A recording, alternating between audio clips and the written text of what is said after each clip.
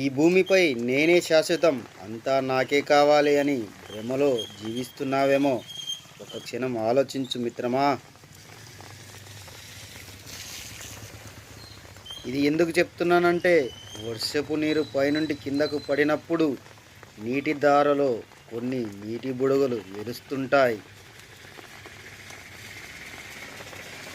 ఆ నీటి బుడగలు ఎలాగో మన జీవితము కూడా అంతే అని తెలుసుకో. కొన్ని నీటి బుడగలు వెలిసిన వెంటనే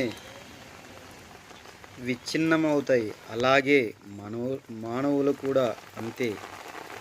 ఈ నేలపై మనం ఎన్నాళ్ళు ఉండాలి అనేది మన చేతిలో లేదు, అంతా ఆ పైవాడి చేతిలోనే ఉంటుంది. ఎవరు ఎక్కడ పుట్టాలనేది నీ చేతిలో లేదు, ఎవరు ఎక్కడ మరణించాలనేది నీ చేతిలో లేదు. అలాంటప్పుడు నువ్వు జీవించే జీవితం క్షణక్షణం ఆనందంగా ఉండేలా చూసుకోవాలే కానీ క్షణక్షణం ఆవేశం, కోపం, మూర్ఖత్వంలో ఉండడం మంచిది కాదు. ఈ విషయం తెలిసి కూడా నువ్వు కోపం, అసూయ, ద్వేషాలతో ఎంతకాలం నీ ఆనందాన్ని నువ్వు చేతులారా కోల్పోతావు.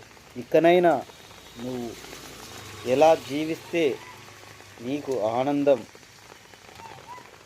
దొరుకుతుంది అనే దారులను వెతకడం నేర్చుకో.